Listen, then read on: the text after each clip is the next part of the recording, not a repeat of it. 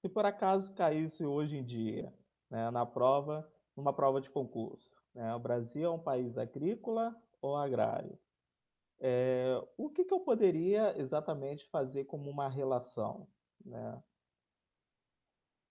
Se por acaso vocês, tivessem esse questionamento presente numa prova, o que que vocês fariam, né? Boa tarde, Evelyn. Brasil agrícola, Brasil agrário, o que seria isso nessa relação, né? Normalmente, pessoal, o que que você pode fazer como uma associação, né?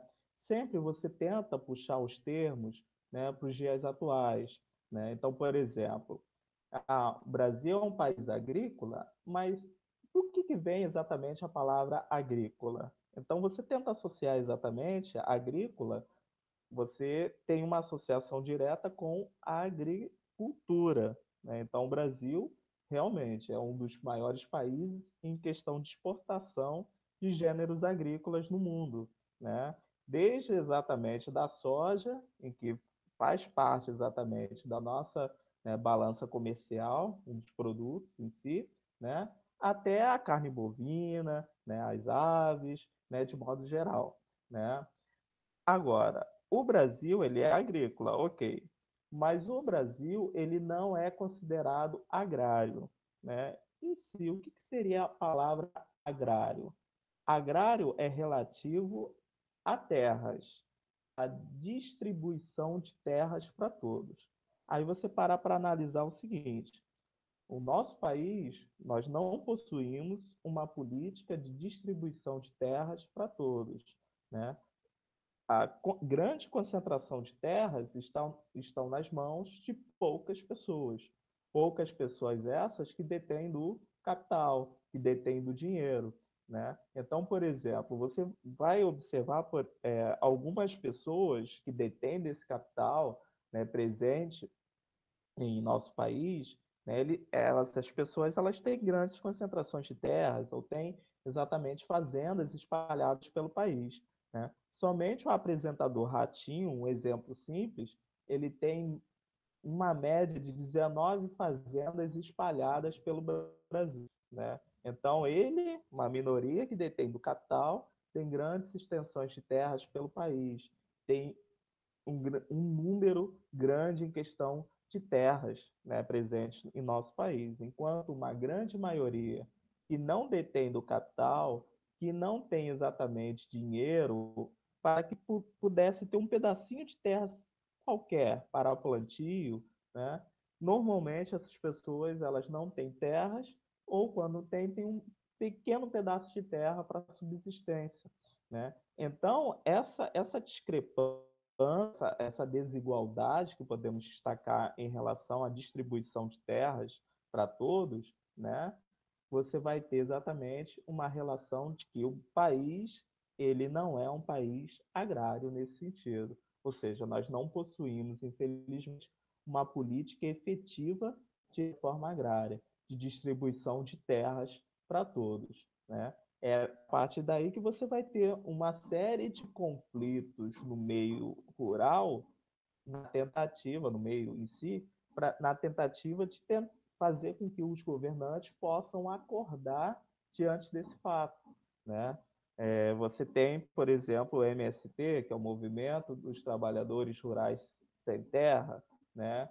Sempre você vai observar, caramba, professor, né? Volta a hora e meia, você vai ter, né, o grupo do MST invadindo, né, algumas fazendas, né, algumas propriedades, né, no sentido exatamente de tentar fazer com que o governo acorde, né, diante do fato, né, de ter essa melhor distribuição de terras para todos, né? Só que essa questão da reforma agrária, da distribuição de terras para todos, é uma questão que ela é bem complicada. Por quê? Porque mexe exatamente não só com os grandes latifundiários, que são os grandes proprietários de fazendas, de posses de terra, né? Mas também vai mexer com a bancada ruralista, com a questão política.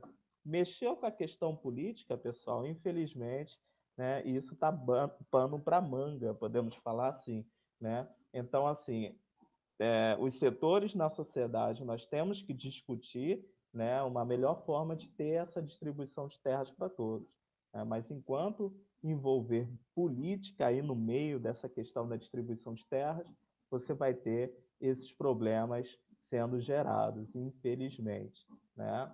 Bom, pessoal, então vou colocar aqui os nossos slides, e aí a qualquer momento, né, quem tiver dúvida, alguma questão, professor, está tendo um problema no áudio, né, ou então a questão dos próprios slides, eu não estou conseguindo observar, né, vocês poderão, a qualquer momento, me comunicar exatamente para que eu possa mexer aqui, né, e dar um jeito, podemos falar assim, né? Vamos fazer também 3 questões, 3 exercícios no final, em cima dessa política associada à questão agrícola. Tá? E aí a gente vai avançando, né, dentro desse setor. Né? Nós vamos observar hoje, pessoal, né, no caso, dando continuidade, né, à questão exatamente das questões agrárias, né, presentes, né, de modo geral e no Brasil, fazendo esse paralelo exatamente entre um fato e o outro, né, que a questão agrária nacional ela tem alguns fatores que vão caracterizá-las. Né? Então, assim, por exemplo, nós temos, de modo geral, começando pela questão geral, né? Nós temos um termo que é denominado no mundo rural, né, que é a chamada rotação de culturas. Né? Aí eu coloquei aqui, rotação de culturas consiste em alternar espécies vegetais no correr do tempo numa mesma área agrícola. As espécies escolhidas devem ter propósitos comerciais e de manutenção ou recuperação do meio ambiente. Pessoal, quando a gente pensa em rotação de culturas, nós vamos ver o próximo slide que tem exatamente, né, um panorama do que seria isso. Né? Você vai mexer exatamente com a questão das espécies vegetais, ou seja, da questão do seu plantio, de modo geral, né? A relação do tempo e a relação do meio ambiente. Ou seja, o que se representa esses 3 aspectos em si? Vamos observar como um exemplo simples de rotação de culturas, né? Você tem exatamente um trecho no campo, né? Uma primeira área, podemos falar assim, daquele campo. Né? No primeiro ano, você plantou cevada. Né? No segundo ano, você deixou exatamente aquele campo onde você plantou a cevada em repouso. E no terceiro ano, você vai voltar a plantar um outro tipo de cultivo. Né? Professor, mas por que eles fazem normalmente, né, o meio rural realiza exatamente essa prática? Para que você possa ter uma renovação do solo, né, em questão de plantio. Né? Todo solo ele precisa de um tempo para recuperação, né, para que você permaneça exatamente com aquela característica de fertilidade, né, durante aquele período. Né? Então, o correto é que você possa fazer essas técnicas, né, de você plantar uma vez. Professor, não precisa ser em si um período de um ano. Isso vai depender exatamente da sua lavoura, né, da sua característica em si, né, e daquela porção de terras. Então, pode ser exatamente um período, né, de meses em si, e para exatamente ter uma característica, né, de uma recuperação melhor, né, aí realmente o período do ano, né, é um período bom exatamente para esse processo, né, de recuperação daquele ambiente. Né? Recuperação e manutenção, principalmente em questão, né, da fertilidade daquele local. Ok? Bom, vamos passar para as chamadas relações de trabalho no campo. Né? Eu citei exatamente aqui, nós temos as relações mais características de trabalho no campo brasileiro, né? E elas são exatamente aquelas relações que são bem atuantes, né, nesse sentido. Nós temos outras, né, em si, mas eu citei aquelas que a gente observa com maior frequência, né, nas provas de concurso. Né? Esse primeiro aí, pessoal, nós temos os chamados boias frias. Eu coloquei assim: moram em pequenos núcleos urbanos, de onde se deslocam diariamente para o trabalho no setor rural. Relação assalariada temporariamente. Né? Quando ele fala exatamente dessa relação assalariada temporária, né, isso te faz lembrar exatamente a período. Né? Então, por exemplo, o período de colheita, o que, que as pessoas fazem? Elas vão ao campo para trabalhar no período da colheita, no caso do boia fria. Né? Passou o período da colheita, eles voltam para os pequenos núcleos urbanos para fazer outras atividades que já estão acostumados, né? Então, essa migração, essa forma de migração, essa forma de deslocamento que está associada à questão do período, algo temporário, que nós vimos, né, na aula lá de migrações, né, é a chamada migração de transumância ou movimento sazonal. Tá? Então, como eu falei, associada a períodos do ano, algo temporário, o trabalhador só vai ao campo na época, ó, a época aí, ó o período, na época da colheita, passou o período da colheita, a pessoa retorna exatamente, né, as suas atividades nesses pequenos núcleos urbanos. Né? Pessoal, associa-se também a questão da própria palavra boia fria. Né? Muita gente exatamente passa despercebido, ou por ser um termo bem básico, bem fácil, né, podemos falar de entender, né, você automaticamente passou pela sua cabeça e você nem percebeu, né? O termo boia fria, ele associa exatamente o quê? Quando o trabalhador ele está numa colheita, né, normalmente ele pega, ele vai para a colheita exatamente por volta de 4 horas da manhã, 5 horas da manhã em média, nesse período, né? Ele prepara a sua quentinha, a sua marmita, exatamente o seu almoço, nesse período, né, nesse horário, né? O almoço exatamente quentinho aí nesse período. Quando chega por volta de 2 da tarde, 1 hora da tarde, que ele para almoçar, né? Aquele almoço quentinho que estava antes, 4, 5 horas da manhã, mesmo estando na marmita, 2, né, 1, 2 horas da tarde vai estar já frio, já gelado. Né? Então, por isso que eles associam exatamente essa questão do termo, boia fria. Né? Boia no sentido de almoço, de comida, de se alimentar. Né? Fria exatamente devido à questão do tempo. Né? Você vai ter exatamente essa comida esfriando com o passar do tempo. É um termo bem, né, bem simples em questão de entendimento. Né? Um outro termo que a gente tem que tomar cuidado, pessoal, principalmente o pessoal que vai fazer o Enem, né, é um termo exatamente que cai muito nas provas. Eles fazem uma associação e muita gente costuma errar porque é, tanto o segundo termo como o terceiro termo eles estão associados. Só o que vai mudar é um dos aspectos. Então, por exemplo, quando eu falo de arrendatários, arrendatários lembra o quê? Renda, né? Renda, você vai observar exatamente o quê? Renda está associada ao capital, né? Então, o capital, o que, que você vai ter aí? No capital, um exemplo simples, né? Imagine vocês, sou um grande fazendeiro, sou um grande latifundiário aqui de Nilópolis, né? E vocês querem um pedacinho de terra para que eu possa, né, passar para vocês, alugar para vocês, para que vocês possam plantar. Né? Imagine vocês querem plantar tomate, por exemplo. Né? Eu, como um grande fazendeiro, vou chegar para vocês e vou fazer uma relação direta.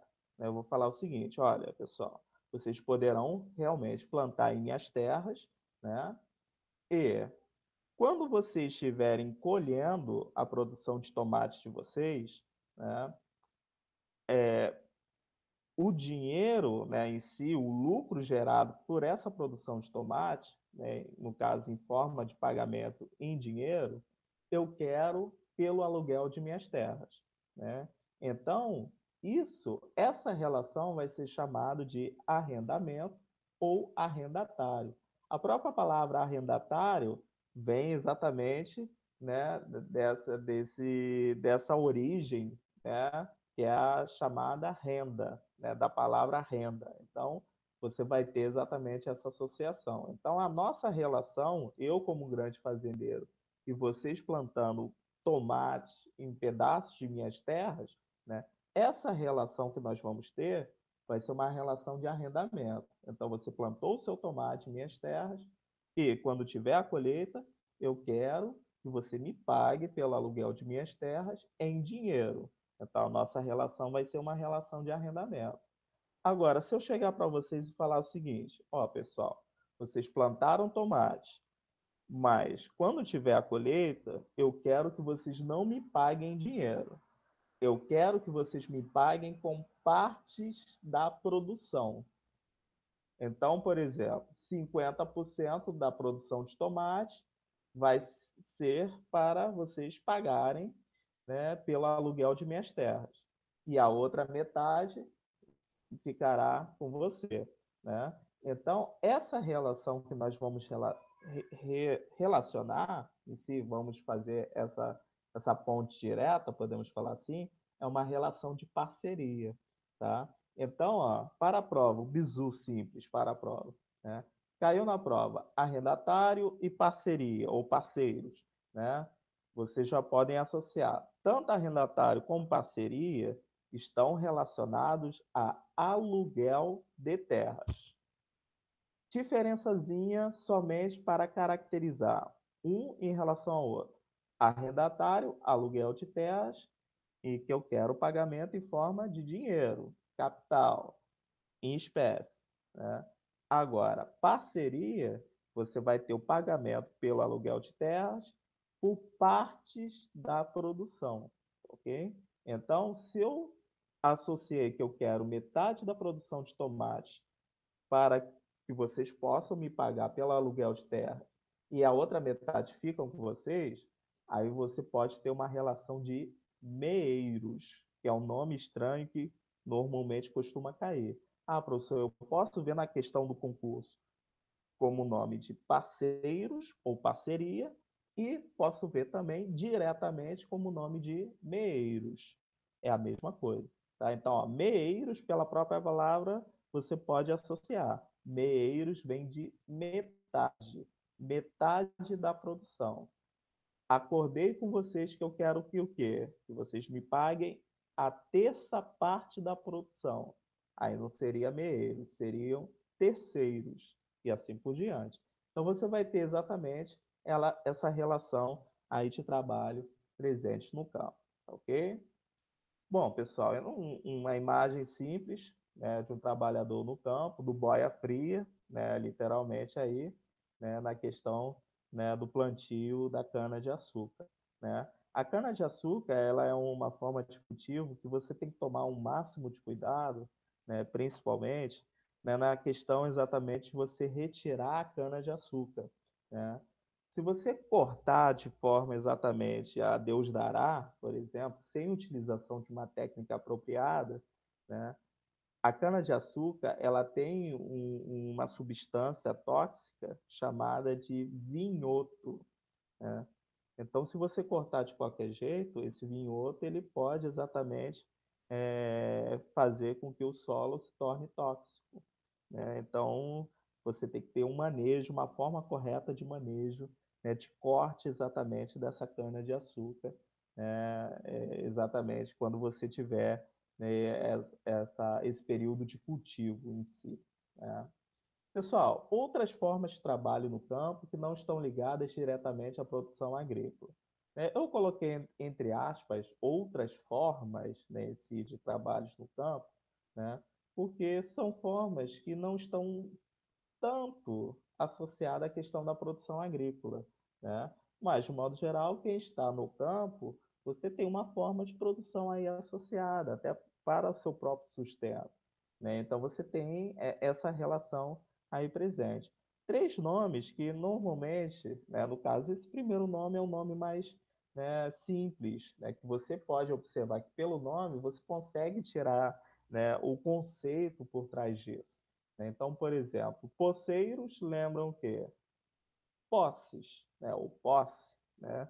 Então, são o quê? São pessoas que tomam posse da terra de outras e esperam receber benefícios do uso capião. Esperam receber benefícios por uso capião, de modo geral. O que significa isso, pessoal? Por exemplo, se você tiver um pedacinho de terra em que, professor, graças a Deus consegui adquirir um pedacinho de terra na região dos lagos, né? O que normalmente as pessoas fazem? Eu moro em Anchieta, eu moro em Nilópolis, né? Mas eu tenho uma casinha lá na região dos lagos, né? Um terreno, no caso. Se você não colocar uma cerca naquele seu terreno, né? Uma limitação daquele seu terreno, né? Você pode observar que a qualquer momento você pode ter uma invasão de terras ali, né?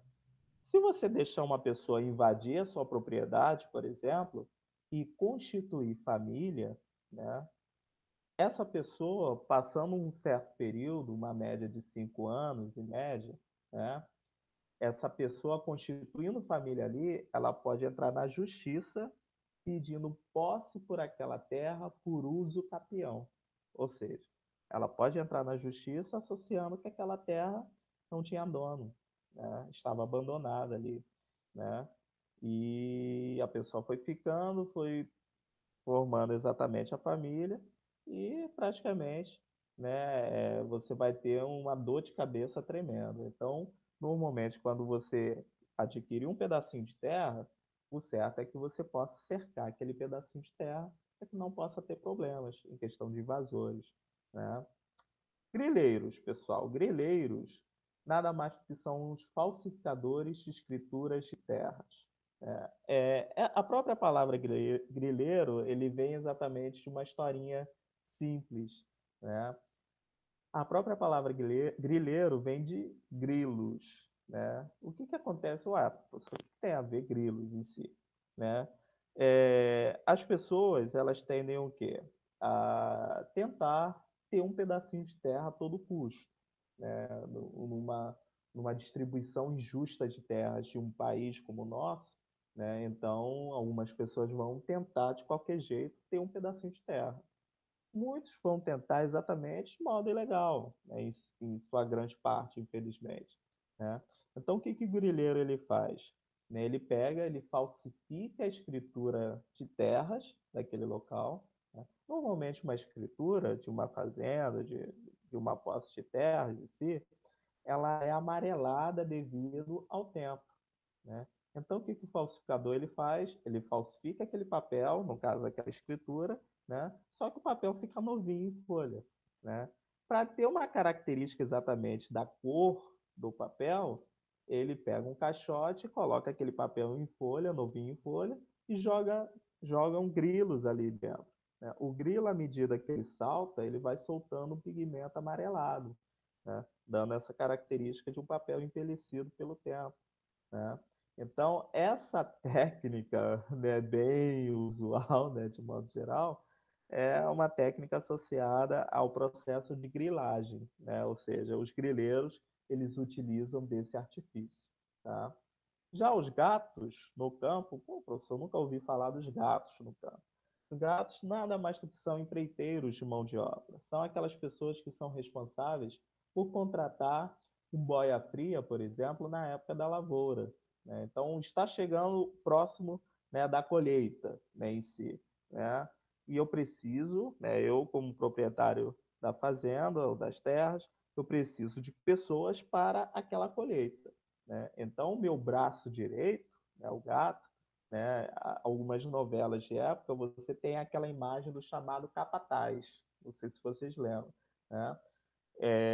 Você vai ter aquele braço direito responsável por contratar essas pessoas, por cuidar exatamente da fiscalização em relação às minhas terras, por cuidar dos transportes associados a essas pessoas em direção à colheita, né? Das ferramentas, né? Então, isso tudo está associado ao gato no campo.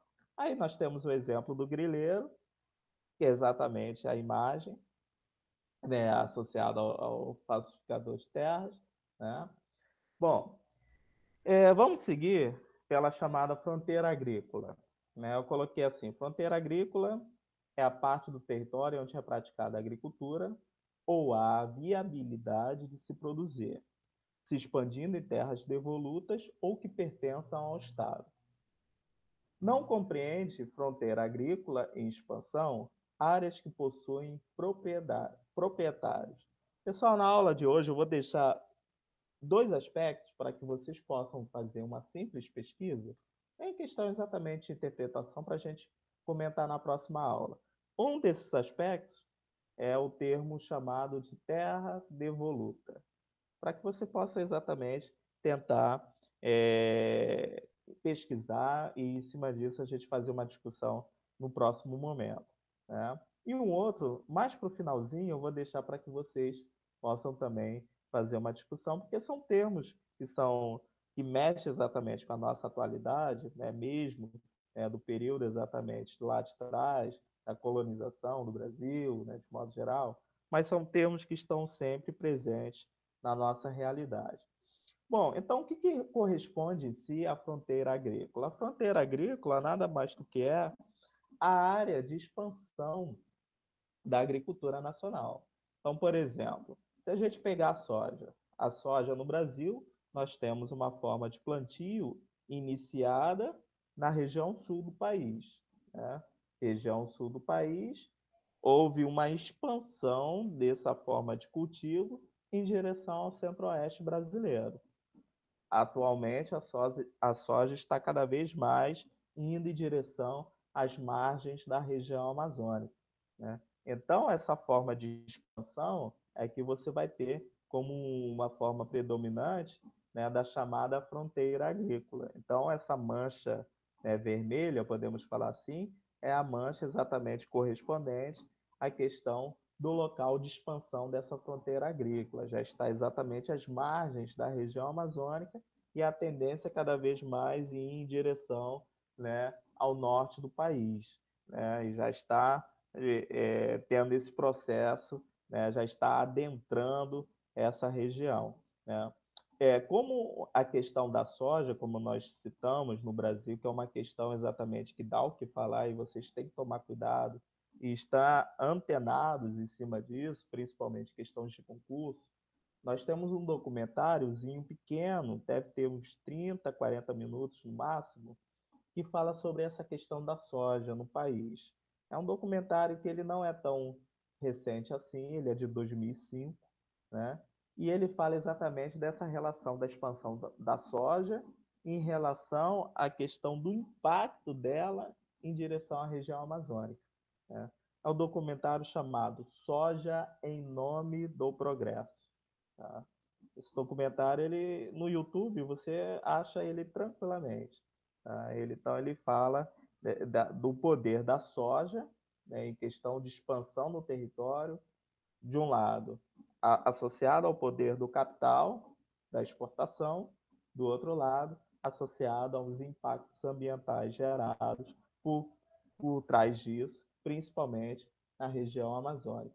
E que, por sinal, eu deixo, né, no ar aí, nós temos uma empresa norte-americana do ramo da soja que está atuando em nosso país, né, e que nós estamos consumindo o produto dela, e às vezes a gente nem percebe, e que nós estamos contribuindo para o desmatamento da floresta amazônica.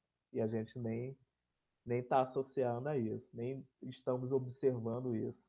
Né? Nesse documentário, nós temos essa empresa, no caso norte-americana, que é a chamada Cargill. Né? A Cargill está cada vez mais presente, né, na questão da expansão agrícola nacional, né? E ela produz um produto, né? Observem aí na casa de vocês, provavelmente, acredito eu que vocês possam ter ou já usufruíram desse produto. Né? Quem tiver o óleo de soja chamado Lisa, observe aí na embalagem do óleo de soja Lisa que você vai achar a marquinha dessa empresa, Cargill. Né? Ou seja, uma empresa que praticamente já destruiu ou está destruindo a floresta amazônica, né, com a expansão da soja, e você está contribuindo né, para essa destruição da soja, né? Não, para essa destruição do meio ambiente amazônico, né? E às vezes você nem sabia disso, né? Mas é uma questão do documentário. O documentário fala bem em cima desses fatores, né? Pessoal, e um último ponto que nós vamos observar é o chamado agronegócio, né? O agronegócio ele está relativo exatamente ao poder do capital. O capital fala mais alto, pessoal, literalmente. Seja no meio urbano, seja no rural. Tá? Então, eu coloquei aqui, ó, também chamado de agrobusiness, né? Business, dinheiro, investimento, capital, né? É toda a relação comercial e industrial envolvendo a cadeia produtiva agrícola ou pecuária. Você já associa o quê? As relações, né, associadas exatamente ao âmbito econômico, comercial, industrial e agropecuária, unidos. Né? Principalmente o setor industrial atuante, associado ao setor agrícola, né? Associado até numa relação desigual. Né? O setor agrícola ele está mais subordinado ao setor industrial no meio rural. A gente vai observar. No Brasil, o termo agropecuária é usado para definir o uso econômico do solo para o cultivo da terra, associado com a criação de animais.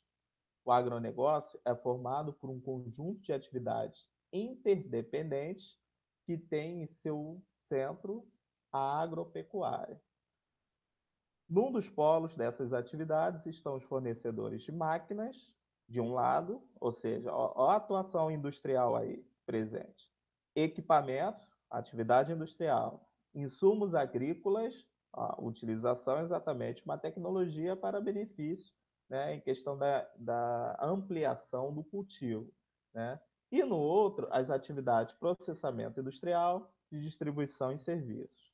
Dessa forma, estão articulados três setores de atividade econômica: primário, agropecuária e extração de vegetal; secundário, indústria; e terciário, distribuição e comercialização. Né? Aí nós temos uma imagem, né, de uma reportagem que fala exatamente dessa relação do agronegócio, cada vez mais presente no nosso território.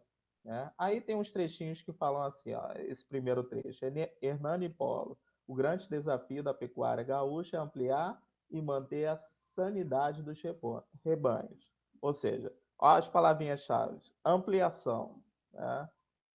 Segundo, negócios. Em 5 anos, o Brasil pode exportar até 100 mil toneladas de carne para os Estados Unidos. Olha o segundo termo, exportar. Ampliação, exportar. Terceiro, bacia leiteira. A produção, beneficiamento e venda de leite devem responder por quase 10% do PIB gaúcho. Né? Ou seja, 10% você vai ter exatamente uma atuação bastante presente aí na questão econômica. Aí ele vem o título, Socorro que vem do campo, safra recorde de 33 milhões de toneladas de grãos, ameniza efeitos da crise econômica no Rio Grande do Sul. Né? É o que acontece e está acontecendo no campo brasileiro, pessoal. Então, assim, você observa que a crise, né, há um tempo atrás e até hoje, né, infelizmente, nós vivemos, né, sobre as barbas, podemos falar assim, entre aspas, da crise econômica, né, mas que o setor agrícola ele corresponde, ele faz com que essa crise ela não seja exatamente tão grave assim, entre aspas, no ideal de exportação. Né? Então, no ideal de exportação, o Brasil ele faz a lição de casa, principalmente no aumento das safras, no aumento exatamente do índice de exportação e principalmente o capital cada vez mais presente no campo. É o investimento, a necessidade de ter investimentos no campo devido ao quê? A esse aumento em relação do plantio, a esse aumento em questão das safras. Né? Cada vez mais os países tendem a querer produtos do nosso país, produtos agrários, né, agrícolas, né, agropecuários, de modo geral. Né? E nós precisamos cada vez mais de investimento. Né? Investimento vai possibilitar exatamente no auxílio do setor industrial por trás disso. Né? Nos países pobres, a modernização da agricultura deixou muitos produtores à margem do processo. Estes, privados de técnicas e métodos modernos, como irrigação, maquinários e insumos, perderam a competitividade, o que levou ao abandono do campo, num fenômeno conhecido como êxodo rural, desenvolvendo assim, nas grandes cidades, o acúmulo de pessoas vindas do campo. Além da indústria chegando no campo, além do maquinário chegando ao campo, a tecnologia, o investimento chegando ao campo, pessoal, só vão ficar no campo quem souber operar a máquina, quem tiver qualificação para isso. Quem não tiver qualificação, ou quem for exatamente, né, um proprietário pequeno, podemos falar assim, diante dessa lógica moderna que nós temos, a pessoa não vai nem pensar duas vezes. Ela vai passar, ou vou me qualificar para ficar no campo, ou vou passar a ser expulso do campo. Esse ser expulso do campo, a pessoa não pensa nem duas vezes. Foi em direção aos grandes centros urbanos, que aí é o famoso êxodo rural, a saída da população do campo em direção às cidades. Né? É a partir daí, como consequência, que nós temos a relação exatamente da urbanização, do crescimento urbano. Cada vez mais as cidades inchadas, associadas a esse processo. Tá? Uma coisa que a gente tem que associar aqui, né, em relação ao agronegócio, né, realmente a questão, da atividade industrial cada vez mais presente no campo, né, o investimento associado ali, né, recordes, podemos falar assim, de safras no campo, né? Só que tem alguns detalhes que a gente tem que fechar nesse sentido. Uma é em relação à chamada OMC, que é a Organização Mundial do Comércio. Tá? Nós temos um país no mundo em que, em relação das práticas agrícolas, ele está fazendo algo em que o Brasil ele está batendo o pé. O Brasil sempre bateu o pé diante desse país, né, na OMC, né, por práticas agrícolas comerciais de modo exatamente injustas no mundo. Né? Esse país seria os Estados Unidos. Os Estados Unidos, eles subsidiam, ele pratica subsídios para o produtor agrícola. Para quê? Ele auxilia. O que seria subsidiar, por exemplo? Ah, professor, eu moro com meus pais. Quem paga a mensalidade do meu curso são os meus pais. Então, os meus pais eles estão subsidiando você para que você possa ter um futuro melhor. Né? Os agricultores norte-americanos eles têm esse subsídio, né? Principalmente em épocas em que você vai ter, né, períodos extremados em questão de clima. Né? Você perdeu aquela safra, né, que você tinha que ter exatamente um lucro bom, né, podemos falar assim. Então, o norte-americano, a política norte-americana tem uma política exatamente associada para benefício dessas pessoas. Né? E principalmente para que você possa ter um desenvolvimento melhor do seu produto. Opa, se você tem um incentivo através disso, se você for para o mundo vender o seu produto, é claro que qualquer país do mundo vai querer comprar de você, porque você vai ter uma tecnologia melhor. Né? Vai ser diferente, por exemplo, de um país no mundo querendo comprar de você, se você não investir em tecnologia, subsídio, do que comprar o mesmo produto de um país pobre, que não tem essas condições de investimento. Né? Então, devido a essa prática injusta, o Brasil ele está batendo o pé diante dos Estados Unidos da América na OMC. Né? E isso já vem de longe, podemos falar assim. Né? Nós tivemos alguns períodos, por exemplo, principalmente pós-governo Lula, né? Entre o governo Lula e o governo do Bolsonaro, né? Em que o Brasil, nós tivemos alguns períodos que o Brasil estava batendo o pé mesmo, se atritando com os Estados Unidos, e as relações estavam estremecidas entre esses dois países. Né? E aí agora, o governo Bolsonaro, né, houve algo mais ameno, né? Foi amenizado essas práticas, né? Mas ainda, né, há muita água para rolar ainda em cima desse fator, né? Pessoal, vou deixar exatamente como uma interpretação simples, como eu tinha falado no slide anterior, que eu ia deixar dois aspectos para que vocês pudessem fazer uma simples pesquisa, que aí na próxima aula a gente vai comentar, vamos fazer alguns exercícios inicialmente, antes de começar a próxima aula, o próximo assunto, aí a gente vai fazer um comentário em cima disso. Nós escutamos à torta e à direita, né, essa propaganda, agro, a indústria, a riqueza do Brasil. Né? Agro é tech, agro é pop, agro é tudo. Está na Globo. Né? A gente sempre associa essa pesquisa. Aí eu deixo para que vocês possam tentar fazer uma associação, uma interpretação de vocês. Por que temos essa criação dessa campanha? Agro é tech, agro é pop, agro é tudo. Aí é para que vocês possam interpretar com calma, tá? Pessoal, então na próxima aula, eu botei aqui 3 exercícios, né? Nós vamos fazer esses 3 exercícios na próxima aula, né? Não só esses 3 exercícios, mas vamos fazer no início da aula, né, uma bateria de exercícios para que nós possamos, né, praticar bastante, né, antes de começar a próxima aula, o próximo assunto, né? E aí, à medida que vocês forem tendo dúvidas, né, algumas questões em cima disso, vocês podem vir me trazendo, né, para que a gente possa fazer comentários e continuar, né, a nossa caminhada. Né? Sempre como eu falei, né, quando vocês tiverem também, né, a questão de novidades, questão de concursos, né, professor, né, saiu algo da ESA, ou saiu algo em relação ao vestibular da UERJ, né? Vocês podem trazer e compartilhar com os colegas também, né? Como eu sempre faço no início das aulas, né? Sempre vou dando alguns informes, né, em relação, né, ao do que está acontecendo, o que poderá acontecer em relação àquele vestibular, né, em relação a o adiamento de determinado concurso, né, para a gente sempre ficar antenado em cima desses fatores, ok? Pessoal, falo demais.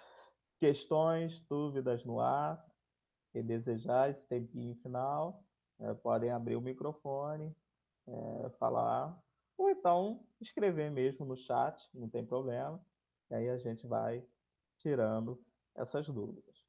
Tá? Alguma questão, dúvidas no ar, pessoal?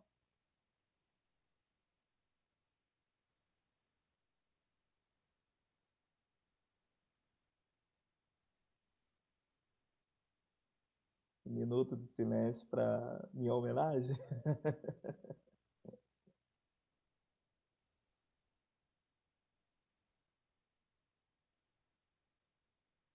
Bom, pessoal, então, se alguém tiver alguma dúvida, no caso, eu disponibilizei o material da aula passada, já na plataforma, e aí esse material eu vou disponibilizar também hoje, para que vocês possam ter o contato com esse material. E aí, quem tiver alguma dúvida, alguma questão, vocês podem anotar, que aí nas próximas aulas, nos próximos momentos, nós iremos tirando, ok? Então, pessoal, a próxima aula a gente vai continuar, vamos fazer, no caso, no iniciozinho da aula, vamos corrigir alguns exercícios, praticar em cima desse conteúdo, né?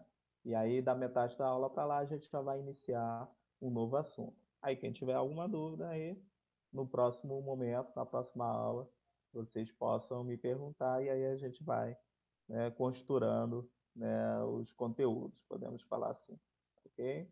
Então, pessoal, desejo a vocês uma boa tarde, até a próxima, se Deus quiser.